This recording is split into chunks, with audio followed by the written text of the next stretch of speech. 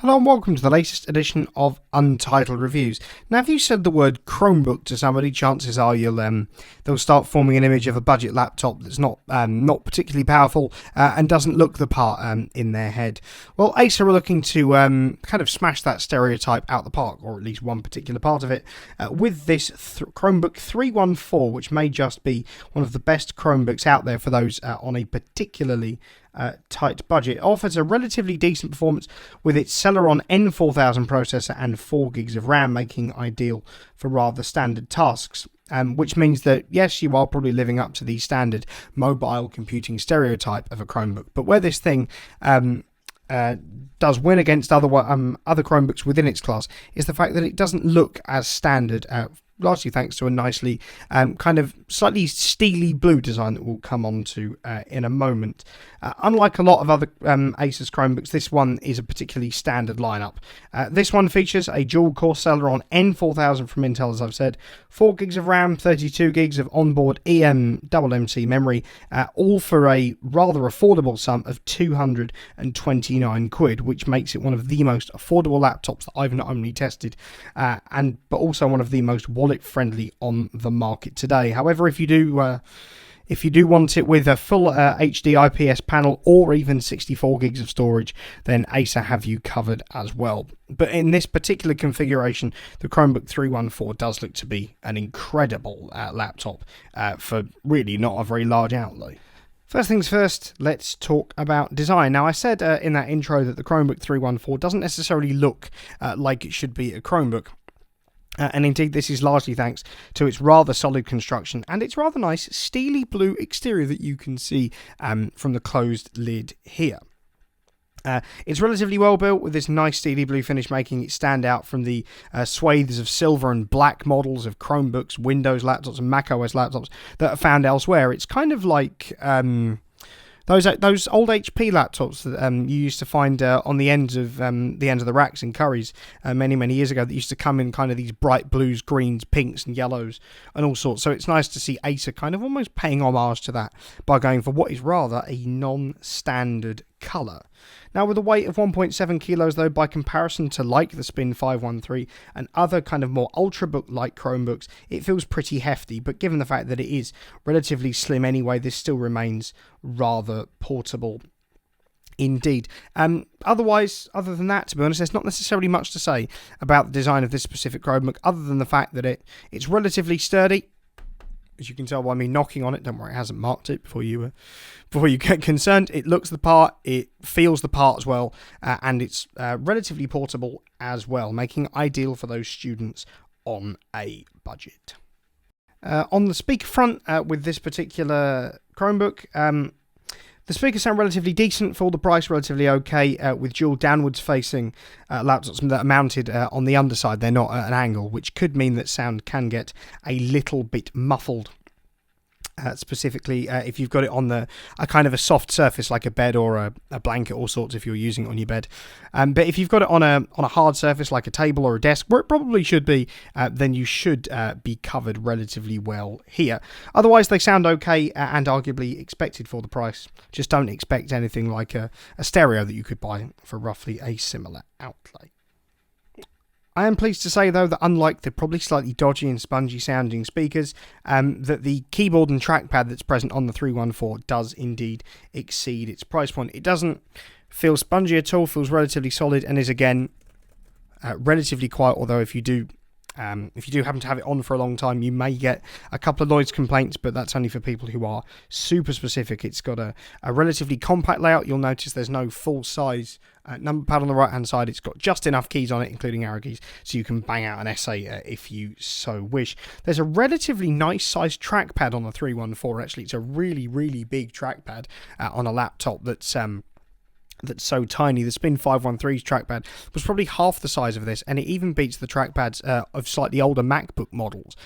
This is probably about the size of what you would have got on a 2015 MacBook Air that I used to own and still do. Actually, it's still used as a backup machine. But again, trackpad here is nicely firm and comfortable. Again, made of some Gorilla Glass once again, which means that it feels smooth and solid to the touch, and the buttons are nicely tactile as well, so it's also got some pretty decent tracking too. So overall, on the keyboard and trackpad front, the Chromebook 314 from Acer is absolutely brilliant. Given the fact that this is a budget Chromebook being priced at just 230 quid, it would be very easy for Acer to have skimped out and given you a minimal amount of ports. I'm pleased to say that they absolutely haven't. There's two speedy USB-Cs that also double up for charging purposes, two USB-As and a micro SD reader, a 3.5mm headphone jack, and a Kensington lock as well. And to be honest, you may be wondering, so where's your display output? So yeah, there's no HDMI, there's no VGA, DisplayPort, DVI, all sorts of things like that. To be honest, given the fact that this is a budget laptop, you probably aren't going to be hooking it up to a display screen to load any presentations off anytime soon. This is a mobile computing beast, and the fact that Acer have included a really nice selection of modern and indeed legacy options that just offer a great amount of compatibility is absolutely fantastic. You really do have to hand it to Acer for kitting out the 314 properly in this specific instance. So how does this rather budget-oriented Chromebook, the 314, handle with regards to its display? Well, if you're looking for something that's a rather full HD display, I'm afraid you're out of luck. The Chromebook 314 is limited to a 1366 by 768 resolution, just offering something a little bit above what would be, in this day and age, coined as being HD ready, something a little bit above 720p, which is 1280 by 720. For those interested. This rather low resolution isn't probably ideal for a 14-inch screen, which is probably plenty big enough anyways, which can make things look a little bit fuzzy if the gaps between the pixels are noticeable on a display that isn't full HD anyway. You'll probably notice this when watching any videos, be it from Netflix or Amazon Prime or Disney Plus or whatever streaming service that you prefer to use. And it's probably this laptop's biggest weak point. I wouldn't suggest using this to binge hours of, say, James May's Our Man in Japan, for instance. And even on its brightest setting, this 314 can look a little bit dim at times, which might be problematic if you want to use the laptop outside on a sunny day. I mean, I'm currently recording this video on what is probably 20-degree heat. I wouldn't necessarily take the 314 out in that bright light. Just to not necessarily only save my eyes, but also save this 314's display from looking out of place. Colours can look a little bit flat though, resulting in what is no more than a passable viewing experience. However, what I will say is that viewing angles were decent. As you'll see when you with the wildlife footage that's rolling around, you can probably see it from practically any angle. Of course, just don't go too far. Either way, as is customary with most laptops, you surely want to see everything that's on the screen. And the fact that this particular budget laptop has rather thin bezels for the price as well also means that it looks rather modern as well. Also goes on with the fact that this has a 14-inch screen, which is ideal for any compact laptops for productivity purposes, with anything smaller seeming too small and anything bigger perhaps a little bit overkill, especially on a Chromebook. But do note that the 314's screen isn't touch enabled, which is a shame for a Chromebook, which could arguably be used for those kind of more phone-like tasks, if you will. Given the fact that this Chromebook clocks in, as I say, at 230 quid, there's no real expectations for the 314 to produce zany performance figures within any benchmarks or go beyond what it's necessarily meant to do. It is fundamentally there to do the basics well, given the fact that it is a Chromebook. I'm happy to report once again that Acer's Budget Beast does exactly what it says on the tin, with its Intel Celeron 4000 providing a decent and rather snappy user experience. Its 4 gigs of RAM is great for web browsing and video viewing. Even opening a shed load of Chrome tabs didn't cause this thing to falter particularly too much. It only caused images really to take that little bit longer to load. But overall, that slowdown's pretty negligible, considering you're paying the price of an Xbox Series S for a pretty much fully fledged computer. But what I will say, though, is that you do have to be realistic with what you want a laptop to do. That's not just true for Chromebooks, but for Windows or Mac OS-based laptops as well. It fundamentally lives miles behind any of its Windows-based counterparts that can cost double the price and is even slower than some of those slightly different Chromebooks out there, like Lenovo's Chromebook Duet, which is really just a tablet at the end of the day.